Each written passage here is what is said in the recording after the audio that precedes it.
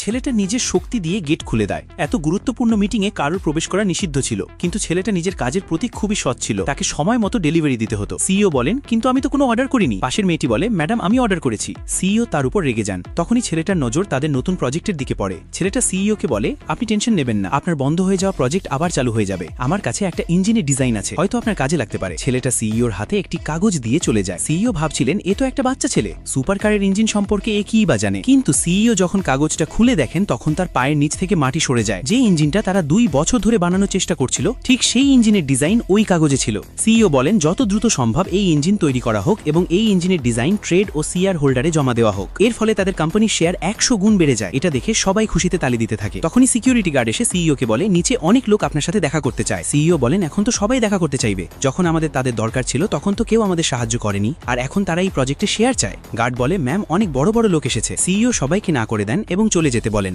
CEO সহকারী বলে, ma'am আমাদের এই সুযোগ হাতছাড়া করা উচিত নয়। এদের সাহায্যে আমরা এই প্রজেক্টকে অনেক দূর পর্যন্ত নিয়ে যেতে পারবো। সিইও বলেন, কোনো সমস্যা নেই, আমরা একাই এই প্রজেক্টে কাজ করব। আমরা অনেক সমস্যার মুখোমুখি হয়েছি, এটাও একাই সামলে নেব। এই ইঞ্জিন জোরে সোরে তৈরি করা হচ্ছিল। তখন সেখানে সেই ছেলেটা আসে। তার বড় ভাই এই ইঞ্জিন ফ্যাক্টরিতে ইঞ্জিনিয়ার হিসেবে কাজ করত। তারা দুজন মুখে বলা ভাই হলেও একে অপরকে খুব ভালোবাসত। ছেলেটা তার বড় ভাইয়ের জন্য স্কুল থেকে কিছু টাকা বাঁচিয়ে এনেছিল, যাতে সে অন্তত এক বেলার খাবার কিনে খেতে পারে। বড় ভাইয়ের নাম ছিল লিও। লিও তার ছোট ভাইকে নতুন প্রজেক্টটা দেখায়। ছেলেটা বলে, তুমি এত পরিশ্রম কেন করো? তখন লিও বলে, তুই জানিস না আমার আর রিয়ার বিয়ে হতে যাচ্ছে, আর বিয়েতে কত খরচ হয় তুই জানিস না? ছেলেটা বলে, হ্যাঁ আমি জানি, অনেক অনেক টাকা খরচ হয়, তাই আমি ওভারটাইম করি যাতে বিয়েতে কোনো কমতি না থাকে। তখনই ছেলেটা